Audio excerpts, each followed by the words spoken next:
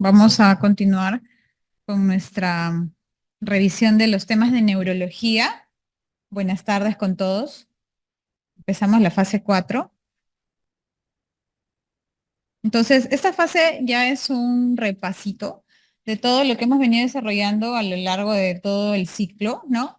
Eh, Hemos rescatado las preguntas que son más rentables, como ustedes ya saben. Y sin más preámbulo,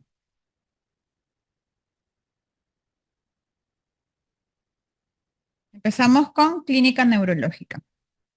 Entonces, hemos considerado para esta fase algunos esquemitas para que previos al desarrollo de la pregunta podamos comprender un poco. Recordemos que es algo muy breve porque es algo que ya ha sido explicado en teoría, ¿no? Entonces, acá tenemos eh, algo muy sencillo que es un esquema básico de cuáles son las áreas que son afectadas en las dos afasias más importantes, ¿no? La fascia motora y la fascia cognitiva. Entonces, ambos, como ramas de la arteria cerebral media, sabemos arteria cerebral superior y arteria, con rama superior, perdón, y con rama inferior, ¿no? Broca, motora, expresión, los sinónimos que ustedes ya conocen, y cognitiva, Wernicke o comprensión, ¿no? Ahí habían puesto una mnemotecnia Wernicke del qué, porque no comprende. Entonces, y al lado derecho de su pantalla ustedes pueden ver un esquema de lo que sería la vía piramidal. ¿Por qué? Porque esto está considerado en las preguntas que vamos a desarrollar. Como ustedes ven, tenemos que partir de la corteza motora, en este caso, ¿no? Descender por el brazo posterior de la cápsula interna, llegar al mesencéfalo, parte anterior, se produce la decusación, un porcentaje de fibras, y las otras van a seguir de frente hasta la parte inferior medular. Algunas de ellas van a formar parte del cordón blanco anterior, cordón blanco posterior, y otras fibras van a volverse a cruzar hasta llegar a los nervios motores que van a ir a llegar hacia la parte más distal de nuestro cuerpo, que son los miembros inferiores, ¿correcto? Y este esquemita de la izquierda nos va a servir, va a ser rentable para otra de las preguntas también, ¿no?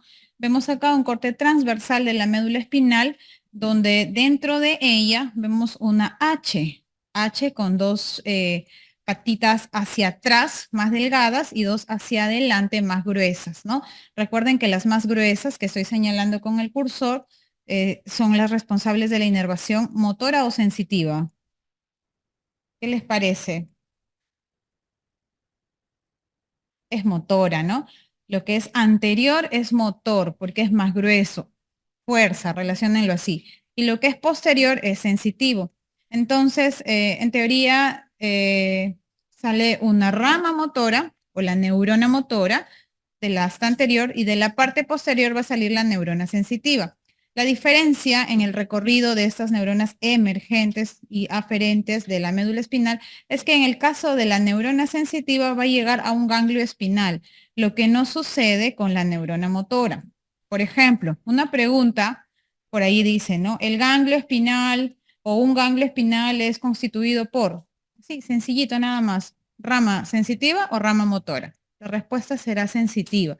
Por eso colocamos este dibujito, para que ustedes recuerden entendiendo el gráfico, ¿no? Más que memorizándolo. Entonces, después del ganglio espinal, este recorrido ya deja de ser una neurona sensitiva y pasa a ser una raíz, ¿no? Raíz posterior. En el caso del motor también, ¿no? Raíz anterior. ¿Por qué? Porque sale del asa anterior de la médula. Entonces, a este nivel es que se producen las lesiones que luego las vamos a denominar radiculopatía. Cuando decimos radiculopatía, que generalmente es asociado a una hernia en la columna lumbar, entiendo que varios de ustedes ya han visto esto en su práctica, es porque se producen lesiones a a nivel de la raíz, ya sea posterior dorsal o anterior ventral, ¿no? Si seguimos avanzando aún más, estas dos raíces ya van a formar los troncos nerviosos, ¿no? Luego vienen los plexos y luego vienen los nervios periféricos. Entonces, ese es el origen de todos los nervios, una raíz sensitiva posterior y una raíz motora anterior. No olviden, el ganglio espinal es parte de la raíz sensitiva. Entonces, empezamos. Dice la pregunta, una lesión hemisférica en el lado dominante, ¿qué trastorno producirá? Es una pregunta muy genérica, ¿no? Porque, o sea, muy abierta. Sin embargo, para el tema del examen, cuando ustedes lean el término dominante, sabemos que eso no sucede al 100%, sino un 90, 95, 96%. Cuando decimos dominante, estamos hablando del lado izquierdo, porque la mayoría somos diestros, ¿no? Por ahí hay un porcentaje, entre comillas, privilegiado, que son zurdos.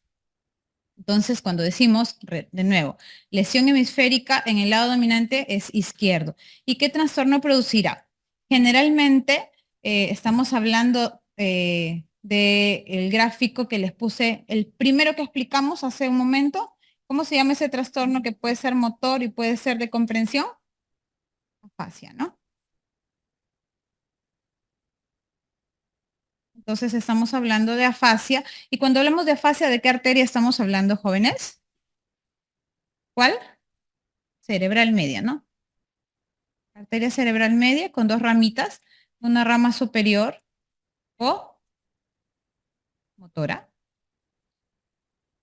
y una rama inferior o comprensiva, ¿no? Entre comillas. Entonces esto será Broca y esto será Wernicke. Siempre y cuando sea del lado dominante, o sea, izquierdo. Listo. Entonces, ¿cuál es la afasia? Que se caracteriza por un habla fluente y ausencia de comprensión. Cuando tengan este tipo de preguntas, que no genere por favor duda, ¿no? Muy seguros de lo que sabemos, que ya hemos repasado y que no tenemos por qué equivocarnos. Si nos dicen acá, nos dicen como que, cuál era sí, cuál era no, me podría de repente con la premura del examen confundir. Recuerden siempre lo positivo, ¿no? Por ejemplo, aquí lo alterado o lo positivo es ausencia de comprensión, ¿no? Y es ahí donde ustedes deben fijar, porque si se van a poner a pensar en el habla fluente, a la hora del examen, ¿cuál era el habla fluente? Sabiéndolo, ¿no? Y por ahí que la adrenalina nos puede traicionar. Entonces, el consejo o el tip es que piensen o se fijen mucho en lo positivo. Lo positivo es decir, lo patológico, ¿no? La ausencia de comprensión, ¿a qué afasia pertenece? Wernicke, ¿no? Listo. ¿Dudas? ¿Preguntas? Se comprende. Bien. ¿Dónde localizarían las siguientes lesiones? Entonces, esto se ha hecho como un mix porque han venido así como disparadas, ¿no? Algunos años sí, otros no, entonces lo hemos juntado. Cuando decimos motoneurona más afasia, estamos hablando de, bueno, ahí está la respuesta, ¿no? De arteria cerebral media. Ya no lo tengo que escribir. Y cuando nos dicen afasia, estamos hablando del lado derecho o del lado izquierdo generalmente. Izquierdo. Entonces, hasta aquí nada más, si nos dirían primera motoneurona, estamos pensando en vía piramidal. ¿Ok? Hasta ahí puede ser arteria cerebral media. Pero cuando nos ponen el término afasia, eso nos hace pensar en lateralidad. Y siempre vamos a pensar en lo más frecuente, si es que no nos dan más datos en esta pregunta. Entonces, no tan rentable, pero si nos dicen motoneurona más afasia, estamos pensando en arteria cerebral media izquierda. ¿Correcto? Segundo, primera motoneurona más pares craneales contralaterales. Lo mismo, ¿no? Cuando nos dicen motoneurona, hasta ahí yo sigo pensando en arteria cerebral media. Porque la primera motoneurona, recuerden que parte, ¿no? De la corteza. Pero si nos dicen pares craneales, que en realidad debe ser nervios craneales, ¿no? Porque es uno derecho y uno izquierdo. Pares craneales contralaterales, estamos hablando de los síndromes cruzados o síndromes alternos. Recuerden que hemos mencionado tres de ellos, ¿no? ¿Cuáles son? Weber, Wallenberg y top de la basilar. De ellos, el más frecuente, que es el de la pica o arteria cerebelosa posterior o inferior, que es el más preguntado y es el que sugiero demos una leidita o una repasadita, porque es el que probablemente sea considerado si es que alguien desea tomar en cuenta estos síndromes alternos. ¿Es él? No, no es el Weber, es el Wallenberg. ¿Ya? Ojo con Wallenberg. Recuerden, pica. Si decimos segunda motoneurona aislada, ¿de qué estaremos hablando? ¿Se acuerdan del dibujito? La médula, con su contenido que es una H, posterior sensitivo y anterior motor, ¿no? Les dije, lo que es grueso está hacia adelante.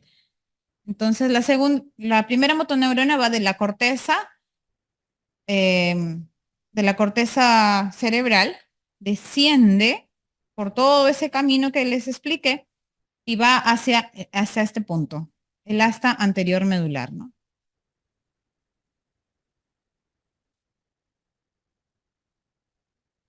Va hasta acá.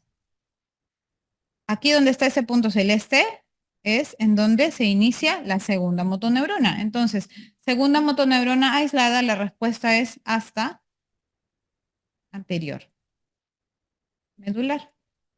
¿Por qué? Porque ahí se inicia la segunda motoneurona. Si dicen segunda motoneurona más déficit sensitivo, esta es una pregunta también muy amplia, ¿no? El mismo dibujo. Recuerden que dijimos que hay una raíz posterior o sensitiva que va hacia un ganglio sensitivo y la raíz anterior motora sigue de frente, luego al final se van a unir, ¿no? Y van a formar las raíces, luego van a formar plexos. Entonces, segunda motoneurona más déficit sensitivo es todo lo que está después de esta segunda motoneurona. Ya no el asa anterior medular, sino puede ser a nivel de la raíz, puede ser a nivel del plexo, ¿no? Todo lo que es debajo de del asa anterior, en cuanto al recorrido me refiero. Y si decimos primera motoneurona más segunda motoneurona, esta sí es súper preguntada. ¿Cuál es la patología que junta primera y segunda motoneurona, chicos? ¿Cuál? ¿Esclerosis múltiple me dijeron? No, ¿verdad? ¿Qué es? El ano. Esclerosis lateral amiotrófica. No olvidemos, por favor, que el síntoma o signo más característico de la segunda motoneurona son las fasciculaciones. Esos movimientos tipo saltatorios en los músculos de las extremidades que no desplazan una articulación, como que le salta la pielcita, ¿no? Se ve. Eso. Seguimos. Ante, sí, ante tosis y midriasis ipsilateral en la lesión de qué, quiere decir nervio craneal, en la lesión de qué nervio craneal pensarías. Facilito, ¿cuál es? No, no es el cuarto. Es el tercer nervio craneal. Tosis es tercer nervio craneal. ¿Ok? Tosis y midriasis ipsilateral. ¿Y cuál es la causa más frecuente? La causa más frecuente va a depender de en qué parte de esa vía está afectada, ¿no? ¿Qué parte es la lesión? Puede ser, digamos que esto es el nervio y esa es la parte, la envoltura y la parte central. Si es de afuera hacia adentro o si es de adentro hacia afuera. Si es de afuera hacia adentro, la causa más frecuente son los procesos expansivos, las lesiones vasculares tipo hematomas, por ejemplo. ¿Por qué? Porque van a ejercer un efecto compresivo, ¿no? La compresión nunca va a ser de adentro hacia afuera. La compresión es algo extraño que está creciendo ahí y que está generando un empuje, un efecto de masa. Por eso la causa más frecuente, si es de afuera hacia adentro, serán los hematomas, las hernias cerebrales, ¿no? Los aneurismas, todo lo que es proceso expansivo de afuera hacia adentro. Dice, ante una afectación del tercer nervio craneal sin midriasis, pensarías en, y esta es la respuesta, ¿no? Ya nos adelantamos un poquito a la pregunta anterior. Todo lo que es afectación del tercer nervio craneal sin midriasis, pensamos en procesos expansivos. ¿Ok? La lesión del cuarto nervio craneal produce y su causa más frecuente es. ¿Alguien revisó cuarto nervio craneal de casualidad? ¿No? Ya. Tengan en cuenta que estamos revisando los oculomotores, ¿ya? Tercero y cuarto, y por acá está el sexto. Entonces, del 1 al 12, lo que se puede preguntar son 3, 4, 6 y por ahí el facial, ¿no? La parálisis de Bell. No hay que revisar los 12 nervios craneales tampoco. Entonces, esto sí. La lesión del cuarto nervio craneal produce visión doble, que se llama diplopia. Entonces, la diplopia puede ser horizontal o también puede ser vertical. Si ven cuarto, acuérdense de esta B de cuarto, esta diplopia es vertical. ¿Y la causa más frecuente, cuál será? La causa es traumática. ¿Cómo podemos recordar esto? Bueno, en realidad, si tenemos un poco claro el origen aparente de los nervios craneales, es como relativamente sencillo. Si no lo tenemos muy claro, pues hay que usar el recurso de la memoria, pero la idea es que viendo un solo gráfico se pueda recordar sin necesidad de memorizar. Hay un gráfico bien bonito donde están el origen de el origen aparente de los nervios craneales, que es más o menos así, ¿no? Mesencéfalo, protuberancia y bulbo. Acá en el mesencéfalo está el tercero y el cuarto. El tercero sale por acá, de una estructura que se llama fosa interpeduncular. El cuarto es el único nervio craneal que surge del lado posterior del mesencéfalo. Es el único. Sale de atrás y viene y rodea. Entonces, como está por afuera, rodea, es el que más frecuente se lesiona en un evento traumático. Ese es el porqué, ¿ya?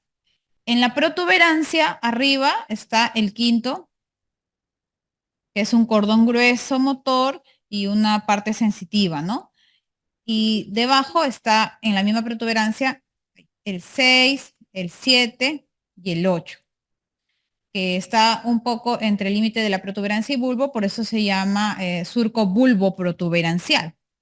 Y si vamos más abajo, están el 9, el 10 y el 11 detrás de una estructura que se llama olivas vulvares. Por eso se llama, por eso se dice que su origen es el surco retroolivar, porque está detrás. Y el último nervio craneal, el 12, que está aquí solito, adelante, dando la cara, es el único que tiene su origen aparente delante de las olivas vulvares o es un origen preolivar.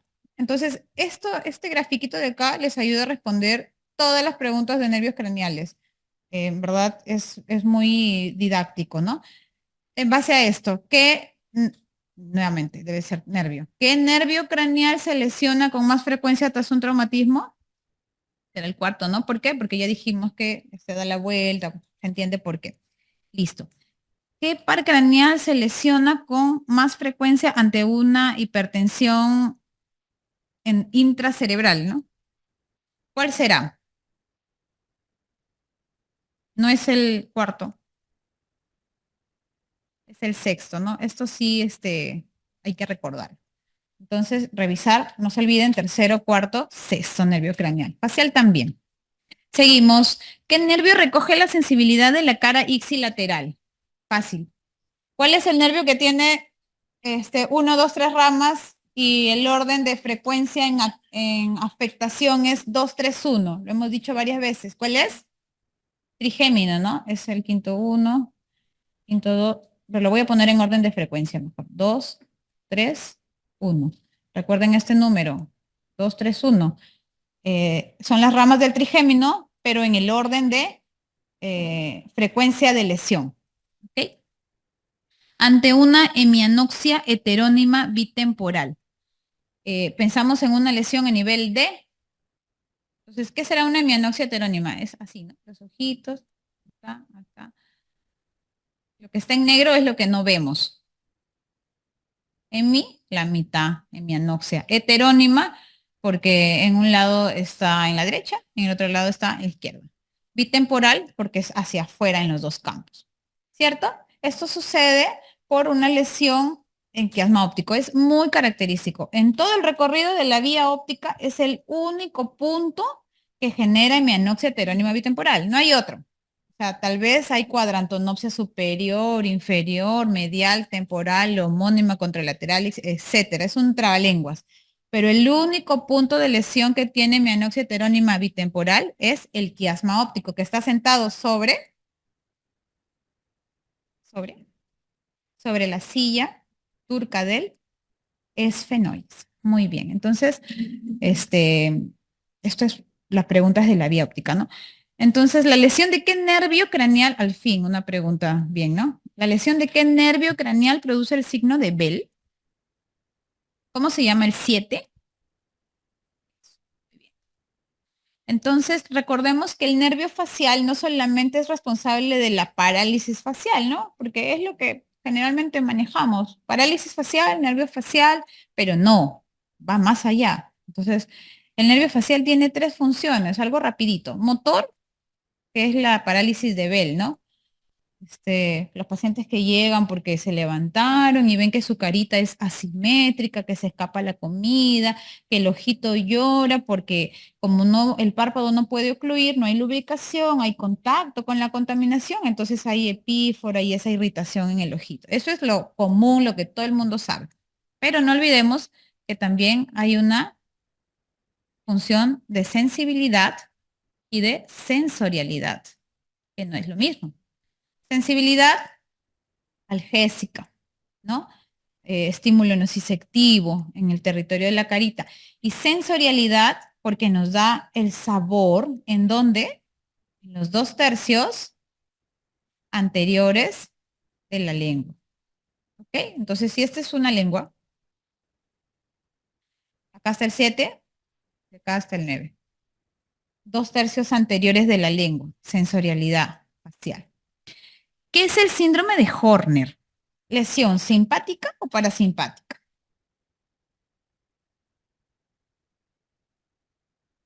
Entonces, el síndrome de Horner es una triada, ¿no? ¿Alguien recuerda la triada?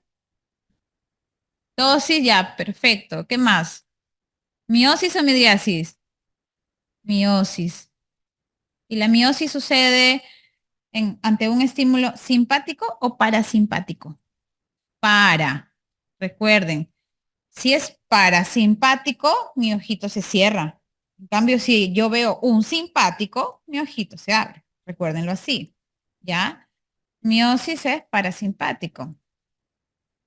Tosis, miosis y ¿qué? Anhidrosis, ¿no? Algunos por ahí agregan enoftalmos, ¿no? Que también es considerado. Entonces, tosis, miosis y anhidrosis. ¿Por qué? Por lesión de la vía parasimpática. Entonces, por ahí no se ha preguntado, pero les voy a comentar rapidito que tiene tres neuronas básicas, ¿no? En esta vía parasimpática para producirse síndrome de Horner. Y es bastante amplio en verdad, ¿no? Pero lo vamos a resumir. Desde el diencéfalo hasta C8, T2 más o menos, va la primera, o sea, esto está en la médula, ¿no? O de encéfalo-médula, C8, T2. Luego de C8, T2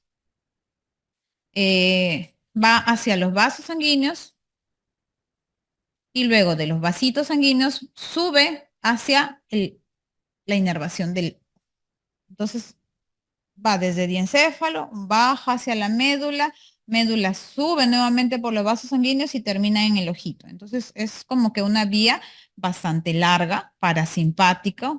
También interviene el vago, por eso es que el vago se llama vago, porque tiene un recorrido muy amplio y no se sabe dónde termina, ¿no? Por eso se llama vago. Entonces, las lesiones pueden ser en múltiples puntos. Al ser una vía tan larga es muy susceptible de ser lesionada.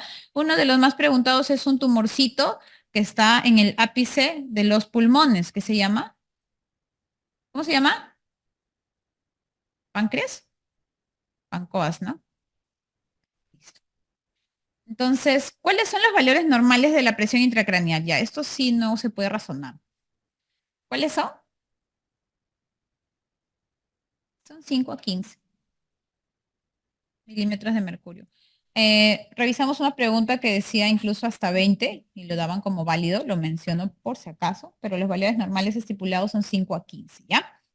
Entonces, la corteza sensitiva primaria la encontramos en el lóbulo, sensibilidad es parietal, la auditiva es temporal y la visual es occipital, ¿no? Esto es también bastante sencillo. La producción de mielina en el sistema nervioso periférico la realizan las células de y la central oligodendrocitos. Entonces acá una mnemotecnia que me enseñaron en la residencia. Un sol, ¿no? Algo así. Central, oligodendrocitos, como una O. Periférica, como una S. Por si acaso les vaya a servir. Control de la composición iónica y molecular del ambiente extracelular de las neuronas. Esto también es algo que no se puede razonar. ¿Cuál es la célula que se encarga de la composición iónica? Bueno, son los astrocitos. ¿Listo? Seguimos. ¿Cuál de los siguientes neurotransmisores se libera cuando un paciente se administra anfetaminas? ¿Cuál es? La droga de la felicidad. Algunos se lo tatúan, ¿ah? He visto varias personas por ahí, residentes de neurología, que yo no he sido. Se tatúan la composición química de la, aquí está, chicos, dopamina, ¿ya? También podría ser, digamos, si no hay dopamina, ¿qué podría marcar? Noradrenalina. Estas, estos neurotransmisores pertenecen a una categoría en común que se llaman catecolaminas. Por si acaso les menciono, imagínense que no haya ni dopamina ni noradrenalina. Ambas pertenecen al grupo de las catecolaminas. ¿Por qué? Porque es su composición química, ¿no? Un grupo catecol más un grupo amino. Ustedes ya saben eso. Potencial de acción neuronal, canales relacionados. Entonces, ¿cuáles son las fases de un potencial de acción? Son tres, las mismas que tiene la neurona son las mismas que tiene una célula muscular, ¿no? Porque son las únicas células excitables mediante ese proceso. El primero es la despolarización, ¿no? En la despolarización, ustedes recuerdan que el potencial de membrana en reposo es negativo, menos 75 milivoltios. Cuando hay una despolarización, quiere decir que todo el ambiente intracelular se carga positivamente, porque se abren los canales de sodio, superan el umbral primero, se abren los canales y todo el sodio ingresa. Entonces, una respuesta podría ser sodio.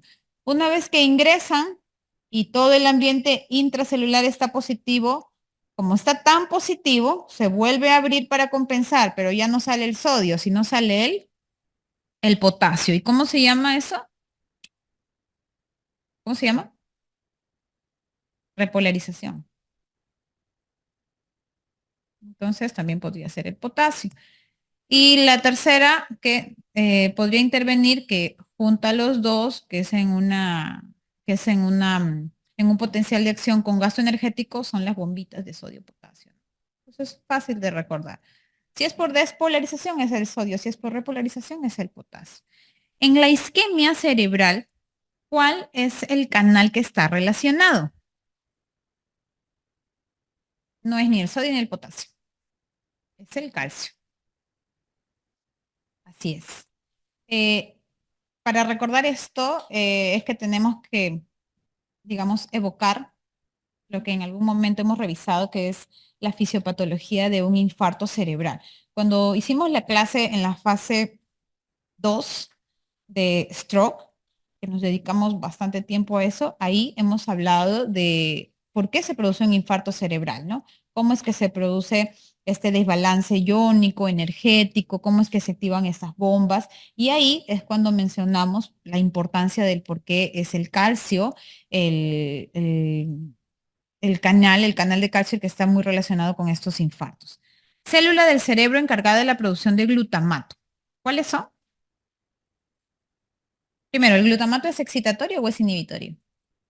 Excitatorio, ¿no? Entonces las células son las células piramidales. Acá tampoco no hay mucho razonamiento. Hay que recordarlo. Nada más, por si acaso.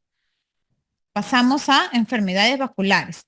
Y aquí está un poquito el esquema que yo les decía, eh, que no lo vamos a explicar todo, vamos a mencionar solo la parte que nos va a permitir responder la pregunta, ¿no?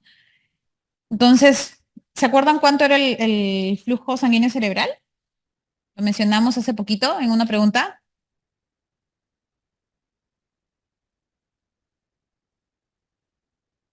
Cuando el flujo sanguíneo cerebral está disminuido por una causa embólica, por una causa aterotrombótica, por una causa lacunar, por una causa indeterminada, por una causa inhabitual, sea cual sea, entre comillas, estoy mencionando la clasificación de todas, ¿no? Por cualquiera de esas causas, disminuye el flujo sanguíneo cerebral. ¿Qué pasa cuando disminuye el flujo sanguíneo cerebral? Obviamente toda la cadena energética, toda la cadena metabólica de las neuronas que dependen de este flujo sanguíneo va a estar alterado y al alterarse va a disminuir la producción de energía, ¿no? Va a haber un fallo en la fosforilación oxidativa y todos los procesos que dependen del ATP y por ende del flujo sanguíneo cerebral se van a venir abajo. Entre ellos, la bomba sodio-potasio TPasa, y ahí está la pregunta de cuáles son los iones, ¿no? El, el ingreso de agua o el influjo de agua y sodio y la consecuente respuesta inflamatoria. A la par, a la par, mientras eso sucede en las neuronas, se va a ir activando la vía anaeróbica, o sea, la vía en la que no participa el oxígeno. Se va a producir un proceso que se llama despolarización anóxica. El glutamato, que normalmente es excitador, va a pasar a ser tóxico. Los receptores de glutamato se van a saturar y ahí es cuando interviene el calcio. Entonces, el influjo de calcio aumenta en la neurona, se activan las enzimas, entre comillas, digestivas que van a llevar finalmente a la muerte celular, ¿no? Primero el edema y luego la muerte. Eh, pero el área afectada no es que se muere al instante, ¿no? Esto sucede, digamos, en forma de redes, ¿no? Por un lado se va activando un mecanismo, se va desactivando otro, la respuesta se va desencadenando y mientras eso sucede de manera asincrónica, se va a producir esto que es como una escarapela, ¿no? Primero la oligoemia, la disminución del flujo, luego la penumbra, gracias a las colaterales que intentan salvar esa zona que está en peligro, y si lo intentan salvar, pues se quedará en penumbra y el paciente pues tendrá una, entre comillas, recuperación mediana. Pero si eso llega a morirse, a infartarse, a necrosarse, se va a producir el core, que es el centro del infarto. Y si se produce el core, ahí no hay recuperación. ¿De acuerdo? Entonces, este gráfico se colocó para que tengamos en cuenta los síndromes de las arterias cerebrales, ¿no? Hasta ahora lo hemos dicho como que de una manera declarativa. ¿Cuáles son los síndromes de la cerebral anterior? ¿Cuáles son de la cerebral media? ¿Y cuáles son de la cerebral posterior? Pero si nosotros pensamos en este muñequito, que es el homúnculo de Penfield, y su localización en el parénquima cerebral, entonces vamos a poder relacionar y recordar de manera más rápida, ¿no? Con nuestra memoria gráfica. Entonces, esto es como si fuera un corte coronal. Vemos un corte coronal del cerebro y vemos, nos vamos a sentar acá en el área motora, en el rojito. Miren, acá está el pie. Esto es un pie, la representación de un pie y una pierna. Este territorio de acá pertenece a la arteria cerebral anterior. Si seguimos bajando, acá vemos de una manera más grande la cara, ¿no? Frente, ojo, cara, labios, mandíbula, lengua y cara y miembro superior, ¿no? Recuerden este gráfico, ¿ah? Cara y brazo. Y este territorio, si lo relacionamos, pertenece a la arteria cerebral media y la posterior que no se esquematiza aquí. Entonces, recuerden esto, en la anterior está el pie y en la media está la cara y el brazo. ¿Por qué decimos esto? Porque vamos a recordar esto de acá.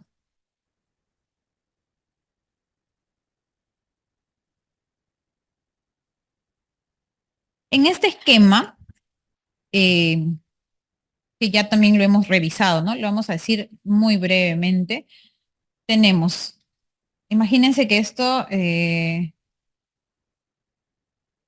el homúnculo de Penfield que acabamos de ver está sobre este gráfico que está aquí en rojo, ¿no? Si hablamos de arteria cerebral anterior, tenemos tres características. Uno son los síndromes prefrontales, dos, síndromes motores y síndromes sensitivos. Si hablamos de prefrontal, tres palabras: cognición, conducta, memoria. Cognición, me olvido de las cosas. Conducta, conductas inapropiadas, desinhibición, memoria. Cognición, conducta, memoria. No se olviden. Si decimos síndromes motores, y recuerden, en la cerebral anterior estaba el pie o el brazo. El pie, ¿no? Acuérdense de su homúnculo. Entonces será una hemiparesia de predominio crural contralateral. Ahora ya saben por qué. Crural es pierna, ¿no? Y si es el síndrome sensitivo, será una hemihipoestesia crural contralateral. ¿Por qué crural? Porque ahí se localiza el pie, ¿no? Todo miembro inferior, recuerden, cerebral anterior. Si decimos arteria cerebral media, también tenemos síndrome motor, también tenemos un síndrome sensitivo, tenemos un síndrome de las funciones mentales superiores, tenemos la heminegligencia, heminegligencia, tenemos la alteración del campo visual total y tenemos la alexia con o sin agrafia. Con agrafia. Entonces, si es motor, nuevamente pensemos en nuestro gráfico del homúnculo de Penfield de la arteria cerebral media. Si es motor, será una hemiparesia facio-braquial contralateral. ¿Okay? Si es sensitivo, será una hemihipoestesia facio-braquial, facio cara, braquial brazo, contralateral. Si hablamos de funciones mentales superiores y decimos arteria cerebral media, estamos hablando de afasias, correcto. Si es rama superior, es motora o cognitiva. Motora o broca. Y si es rama inferior, es, muy bien, Wernicke, ¿correcto? Heminegligencia, ¿qué significa? Heminegligencia significa que el paciente tiene incapacidad para reconocer la mitad contralateral del lado afectado. Si mi arteria cerebral media derecha está afectada y mi neurólogo me dice, o le dice a alguien, no sé, el paciente tiene heminegligencia, ¿en qué lado de su cuerpo el paciente no reconoce? Dije que la arteria cerebral media es la derecha. ¿Cuál será el lado en el cual el paciente no reconoce su brazo, no reconoce su pierna? Izquierdo, ¿no? Porque es contralateral. Heminegligencia. Alteración del campo visual, aquí está la hemianoxia homónima contralateral. No se vayan a confundir con lo del quiasma óptico. Y alexia con agrafia significa que alexia es incapacidad para leer y agrafia es incapacidad para escribir. Otro nombre que tal vez podrían ponerle acá en alexia con agrafia es lo que se llama alexia angular. ¿Por qué se llama alexia angular? Por la localización anatómica, ¿no? En el giro angular es en donde se produce la lesión isquémica, ¿no? Vascular en general, y por eso es que el paciente no lee y no escribe. Y este dato es súper importante. ¿Por qué? Porque eso es lo que nos va a diferenciar de la arteria cerebral posterior. En la arteria cerebral posterior se da la alexia sin agrafia o alexia pura, pura de posterior. ¿Ok? Ya, y este gráfico de acá de la derecha es lo que yo intentaba esquematizarles cuando les hablaba del origen aparente de los nervios craneales. Recuerden cuáles son los que deben repasar: tercero, cuarto, sexto. séptimo también, ¿no? Luego y el quinto. Entonces, acá arriba, en mesencéfalo, ¿qué nervios dijimos? 3, 4. Protuberancia, 5, 6, 7, 8. Bulbo, 9, 10, 11 y 12 adelante. ¿Y por qué los coloco de esta manera? Porque de esta manera es como nacen los nervios craneales. Tercero está acá, fosa interpeduncular, ¿no? El cuarto, recuerden que es el que se lesiona por el traumatismo porque viene de atrás hacia adelante. Cuarto nervio craneal es el único que viene de la parte posterior del tronco encefálico. Ojo. Quinto es este de acá, miren, que les decía, que se ve acá como un cordón, ¿no? Gruesito, que nace una rama motora y una rama sensitiva. 6, 7 y 8 están aquí en el límite entre la protuberancia y el bulbo o surco bulbo protuberancial. En este orden, acá está el sexto, acá está el séptimo y acá está el octavo, mucho más, casi ya posterior. El 9, 10 y el 11 están acá, detrás, acá. 9, 10 y 11 están detrás de las olivas vulvares. Y el único que está delante de las olivas vulvares dando la cara es el 12. Listo. Síndromes alternos. Los que les mencioné, Weber, Wallenberg y top de la basilar. ¿Cuál es el más importante? Wallenberg, lesión de la pica. ¿Dónde está la pica? Por acá. Entonces, aprovechamos nuevamente este gráfico. Esto es la circulación vértebro-basilar, ¿no? Esto es el tronco basilar, lo que estoy señalando acá, lo que se ve en morado. Del tronco basilar desciende y se abren dos, que son las arterias vertebrales. De estas arterias vertebrales, de aquí va a salir una ramita, por acá va a estar la pica. Entonces, es el primero que vamos a mencionar porque es el más rentable. Entonces, no es tan infrecuente. En el último mes hemos visto al menos 2 pacientes con síndrome de Wallenberg en UCIN. Entonces, no sé por qué. Tal vez antes no lo podríamos reconocer, ¿no? De repente se nos ha pasado, porque no es tan fácil diagnosticarlo. Hay que tenerlo en la mente, ¿no? Ustedes saben que los ojos no ven lo que la mente no sabe. Entonces, conforme pasa el tiempo, hemos ido viendo cada vez más frecuente síndrome de Wallenberg. En el último mes hemos visto 2. Entonces, por eso hay que poner un poquito más de atención a este síndrome. El síndrome de Wallenberg tiene una triada. Eh, Está en primer lugar el Horner ipsilateral. ¿Qué más? Está la ataxia o hemiataxia, que también es ipsilateral. Y está la hipoestesia, pero no cualquier hipoestesia, es una hipoestesia termoalgésica contralateral. ¿Y esto cómo se digiere? Bueno, del Horner ya hemos hablado, que tiene cuáles son los 3 componentes, ¿no? Ya hemos dicho cómo se produce, ya hemos dicho cuál es la tríada, a su vez el Horner tiene 3, ¿no? 3 componentes. La hemiataxia es la dismetría, ¿no? Ixilateral, no puede hacer índice nariz, no puede hacer diadococinesia.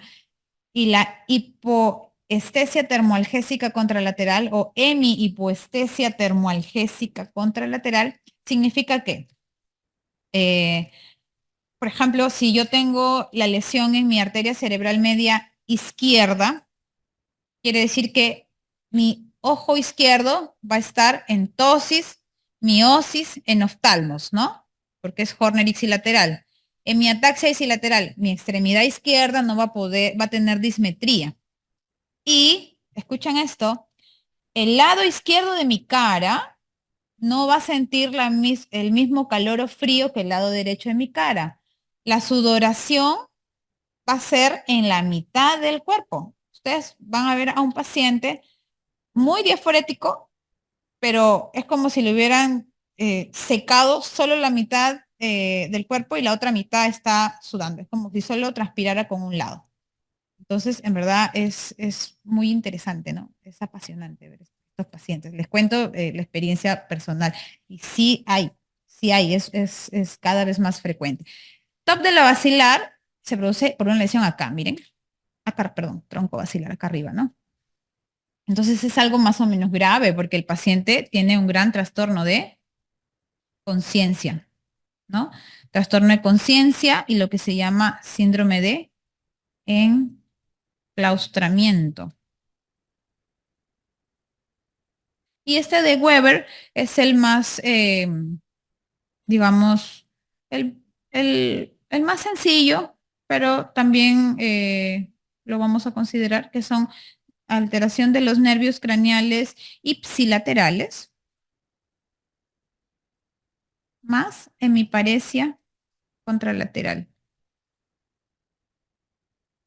No muevo mi mano ni mi pie derecho y en mi carita los nervios craneales afectados son del otro lado. Fuerza de un lado, nervios craneales del otro, muy sencillo, Weber. La triada, pica, Wallenberg y top de la basilar con enclaustramiento es el más severo, pero el más frecuente es Wallenberg. ¿Ya? Bueno, eso es lo mismo, se pasó. Listo, en base a ese pequeño repasito, Alexia sin agrafia.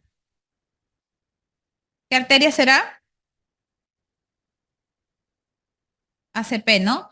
Sinónimo, Alexia, pura, ¿no? P de posterior, P de pura. Alexia con agrafia, arteria cerebral, media. Sinónimo de alexia con agrafia, angular, ¿no? Alexia angular. Recuerden, el factor de riesgo más importante para una enfermedad cerebrovascular, hipertensión arterial. Esto ya lo hemos dicho varias veces. Entonces, esto es una pregunta amplia, ¿no? Los ACV pueden ser y son más frecuentes yo le preguntaría, de acuerdo al mecanismo fisiopatológico, de acuerdo a la afectación de las arterias, de acuerdo a la prevalencia, de acuerdo al género, o sea, hay mil formas de responder esa pregunta, pero en general, incluso de acuerdo a la etiología, ¿no? También pueden ser isquémicos, hemorrágicos. Dentro de los isquémicos, cardioembólicos, aterotrombóticos, hay muchas formas de responder. Pero en general, podríamos, asumiendo que hablamos de isquémico, tenemos los cardioembólicos y los aterotrombóticos, ¿no? Recuerden los aterotrombóticos por los ateromas, plaquitas de grasa, los llamados también infartos blancos. Los cardioembólicos por émbolos, que son los que tienden a hacer conversiones hemorrágicas, son los que tienden a ser un poquito más grandes, ¿no? Entonces son los rojos. Esto es también sencillo. La conversión de un infarto, uy, acá está, de un infarto blanco en un infarto rojo se da en los rojo en cardioembólico, ¿no? El infarto cardioembólico afecta con más frecuencia el territorio de les doy una pista, la afectación es de los miembros inferiores. Anterior. Listo.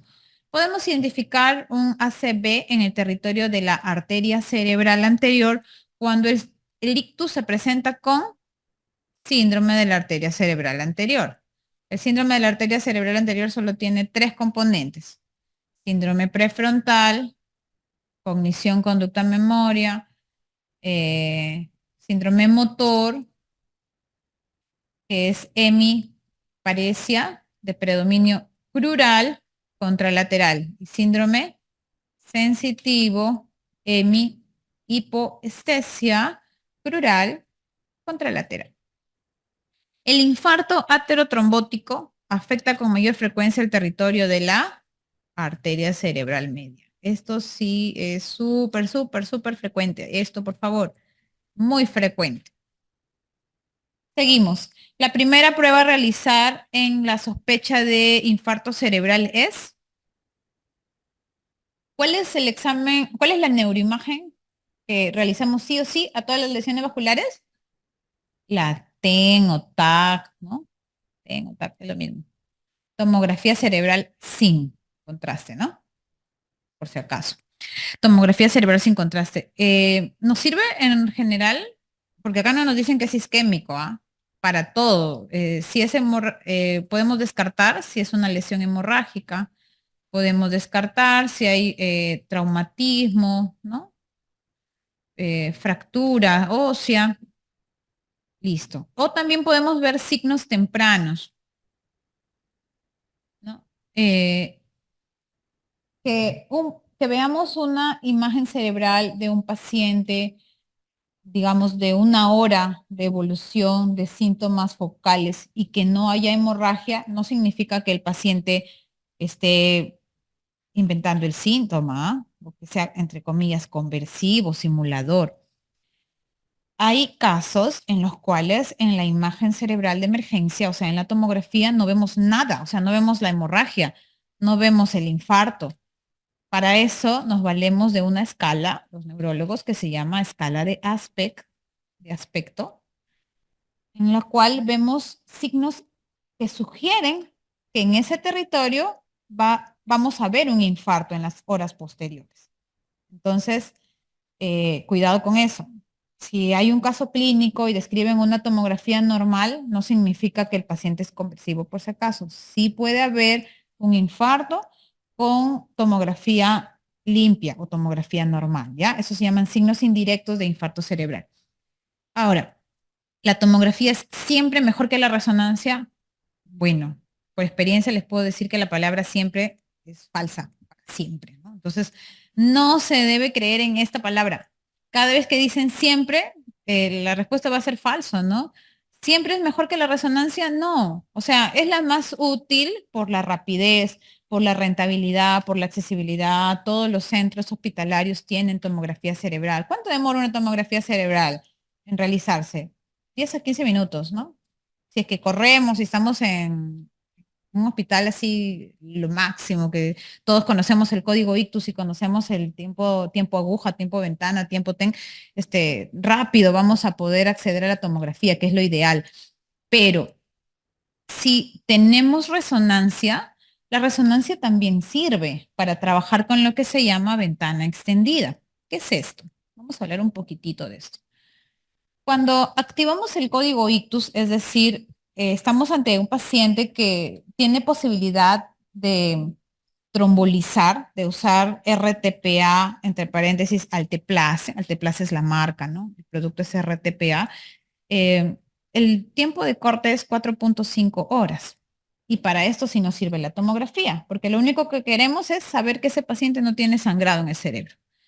Pero si ese paciente, digamos, es un cirujano plástico, o sea, usa mucho su mano, de sus manos vive, ¿no? Si ese paciente tiene 30 años, es súper joven, o sea, tenemos que salvarlo como sea porque si no va a tener una secuela importante y su vida va a cambiar. Y tenemos resonancia, pero el paciente llegó con 6 horas. Significa, ya es mayor de 4.5, ya lo dejo. Terapia física, no. Ahí, por ejemplo, la resonancia sí nos va a servir y por eso se llama ventana extendida, porque nos extendemos más de las 4.5 horas y acá hay un protocolo que también ya lo hemos explicado, que es el protocolo de difusión, ¿no?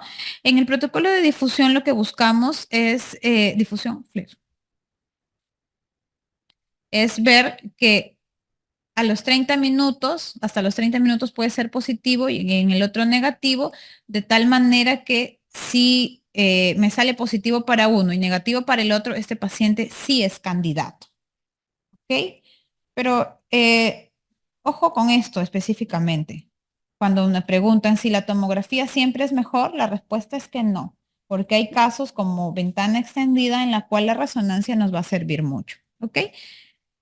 Em, Siguiente, el estudio de un infarto antiguo, por ejemplo, ¿no? Se realiza con tomografía, sí. La tomografía nos ayuda a ver lesiones isquémicas antiguas.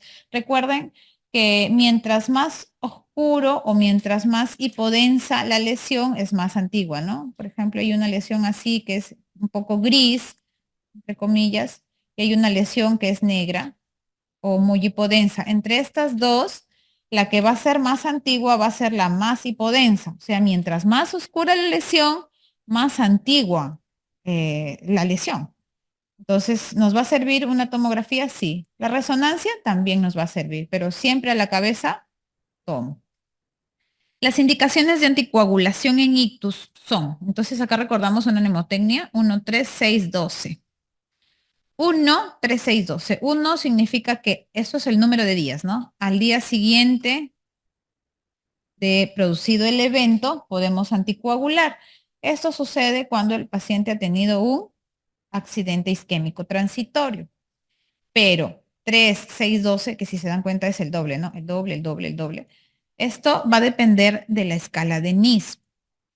Si el NIS, NIHSS, si el NIS es, ¿cuánto? ¿Alguien lo dijo? ¿Menor a 8 u 8? Si es menor a 8, a los 3 días. Si el NIS está entre 8 a 15, es a los 6 días. Y si el NIS es mayor a 16, a los 12 días. Entonces recuerden que el NIS indica gravedad. Un paciente normal que no ha tenido infarto, ¿cuánto NIS tendrá? Yo tengo sobrepeso, tengo obesidad y me hacen un NIS.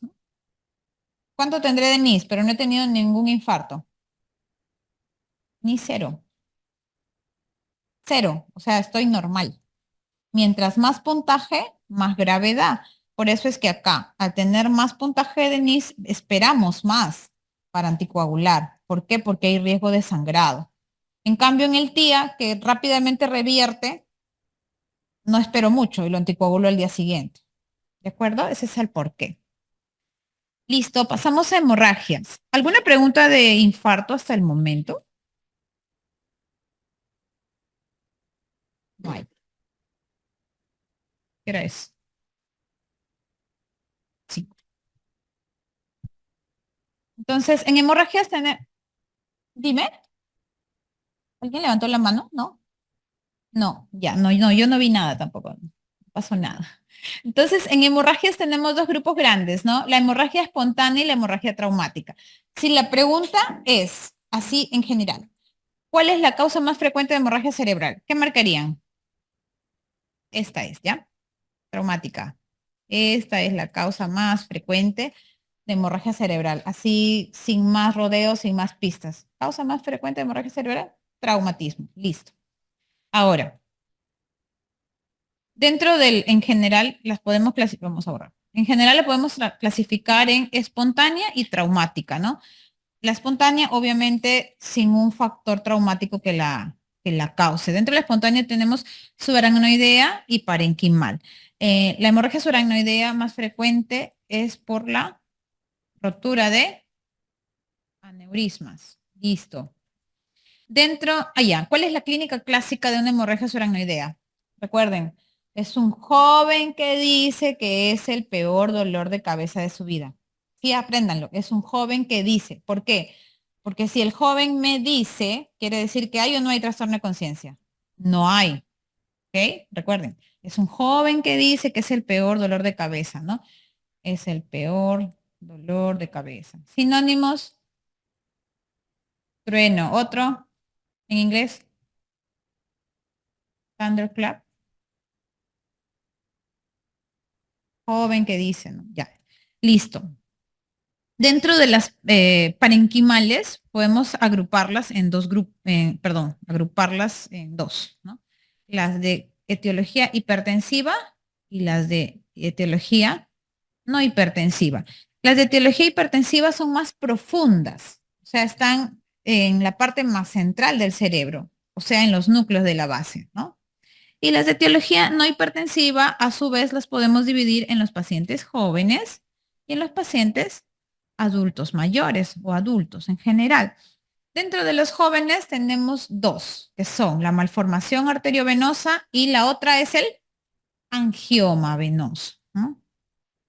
Y los adultos con hemorragia cerebral de causa no hipertensiva está la angiopatía amiloide. Recuerden, por acumulación de esta proteína normal, ¿no? Hace que los vasitos sean más susceptibles de romperse y por eso los adultos mayores, los abuelitos tienden a sangrar. Angiopatía amiloide. Listo. Aquí, en la hemorragia intraparenquimal, a diferencia de la subaracnoidea, recuerden, subaracnoidea está en la capita superficial. En cambio, cuando la hemorragia ya está en el parénquima, aquí sí va a haber trastorno de conciencia. Entonces, acá es una diferencia, ¿no? Aquí sí vamos a tener trastorno de conciencia, también podemos tener focalidad neurológica. ¿Qué cosa es focalidad neurológica? Paresia, ¿no? Paresia o alteración sensitiva de una extremidad, pero no hay rigidez de nuca. No hay rigidez. Listo. Dicho esto, acá unas figuritas. La cabeza de flecha de color rojo nos indica una hemorragia en núcleos de la base. Si es un paciente joven, ¿en qué etiología estaría pensando? No, no, no, no, no, no, no. Hipertensiva. Esta figura de lesión hemorrágica en núcleos de la base es de etiología hipertensiva. Y aquí, cuando no es de etiología hipertensiva, ahí sí ya dividimos. No sabemos qué edad tiene este paciente, no sabemos nada, solo estamos viendo la imagen. Si es adulto mayor, acabo de decirlo, angiopatía amiloide. Si es joven, mal, ahí sí, malformación arteriovenosa o angioma venoso. Em, ahora, sin saber cuál es la edad, cuál es el caso clínico, indirectamente también podemos saber la edad aproximada de un paciente, ¿no? Con la tomografía.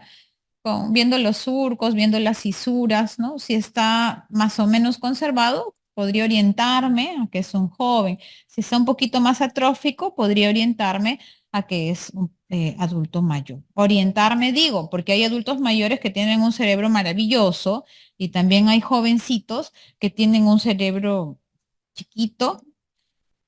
Obviamente son personas que no tienen reserva cognitiva, que no tienen costumbres de lectura, que consumen sustancias ilícitas, ¿no? Obviamente haciendo la aclaración. Entonces, la malformación vascular intracraneal más frecuente, ¿cuál es, chicos? ¿Cuál será? Ya, lo acabamos de mencionar, ¿no? Son los angiomas venosos. Entonces, una característica es que los angiomas venosos no dan síntomas. Cualquiera de nosotros puede tener un angioma venoso. Son asintomáticos, ¿ya? Asintomáticos. ¿Y requieren tratamiento? No, no requieren tratamiento porque al no dar síntomas el paciente nunca se hace un control porque no sabe, nadie se va a hacer una tomografía cerebral porque por si acaso, no, a menos tengamos psicosis, pero no. Ahora, esta otra pregunta que se parece, pero ojo, la malformación vascular intracraneal sintomática más frecuente, ¿cuál será? Aquí es una MAP. No es lo mismo angioma venoso que malformación arteriovenosa. Entonces, ojo con eso. Las dos son malformaciones vasculares, pero una es sin síntomas y otra es con síntomas. Ojo con eso, ¿ya? Em, ante un paciente joven sin hipertensión con hemorragia cerebral, debemos sospechar en malformación arteriovenosa. Así es. Hemorragia traumática en forma de semiluna, qué fácil. ¿Cuál es? ¿No? Hemorragia en forma de semiluna. ¿Cómo se llama este hematoma? Subdural. Subdural.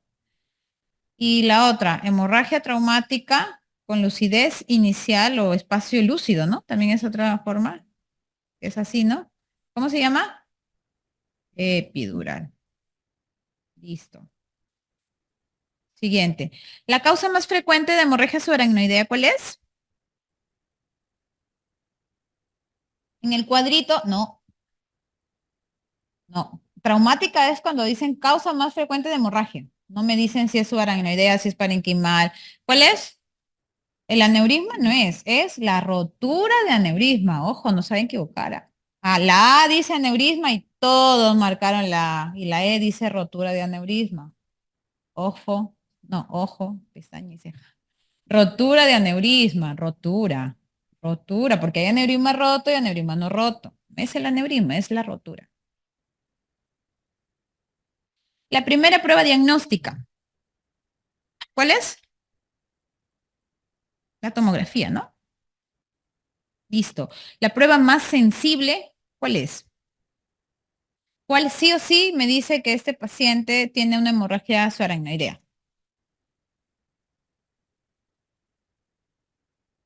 ¿Cuál es? ¿Cuál? ¿Tensión? Punción, ¿no? Pero la prueba se llama estudio de líquido cefalorraquídeo. Estudio de líquido cefalorraquídeo. Otra forma de llamarlo también es punción. Listo.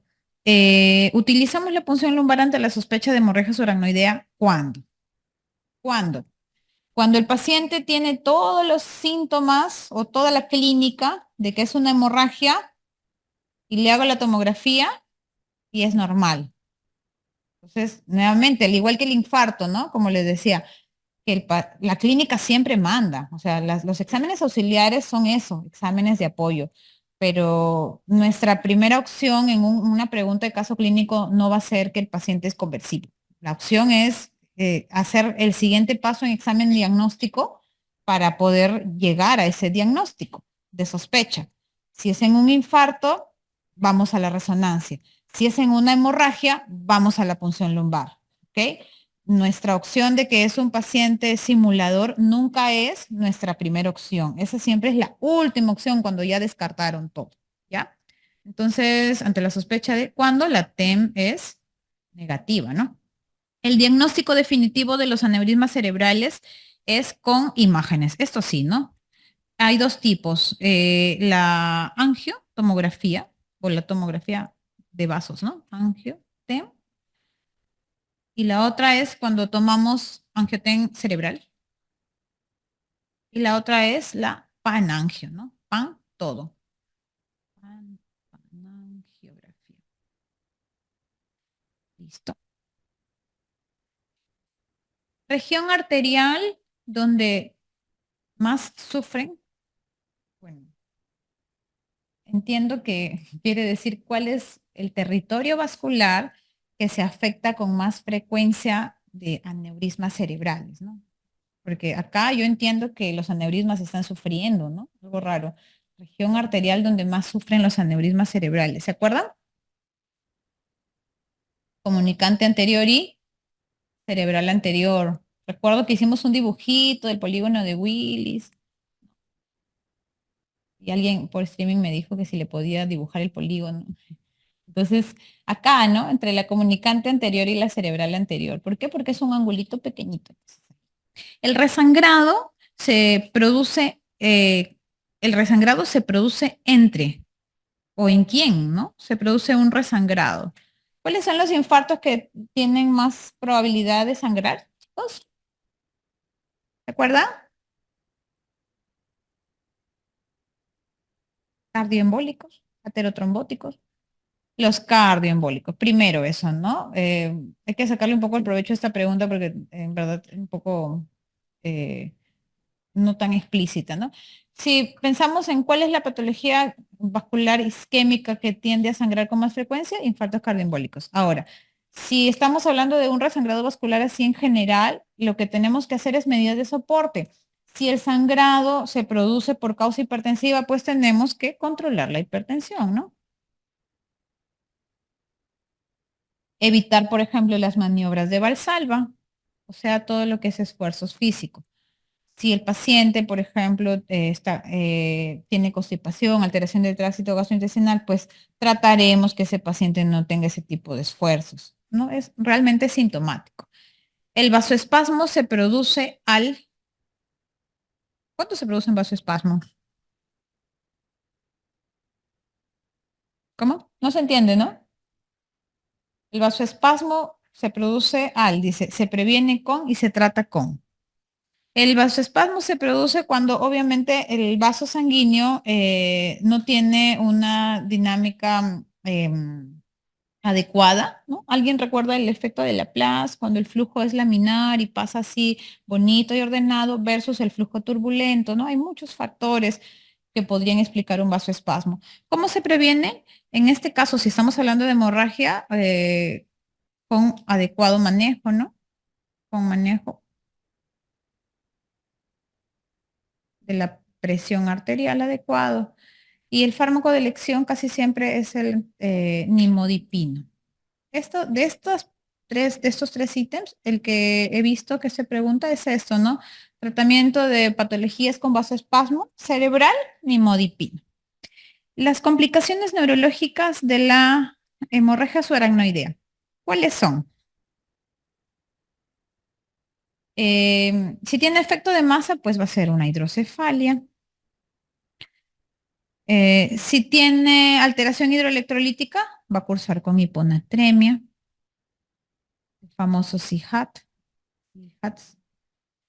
Y también puede cursar con hemorragias. En otros, extra, o sea, fuera del sistema nervioso central. Por ejemplo, las hemorragias digestivas. Esto poco preguntado. De estas tres, la hiponatremia es en donde tenemos que apuntar nuestra mirada, porque recuerden que al cursar un paciente con hiponatremia, lo que se va a hacer es la corrección del sodio. Y si la corrección del sodio es muy rápida, se produce exacto. No puede ser mayor a 12 miliequivalentes en 24 horas. ¿De acuerdo?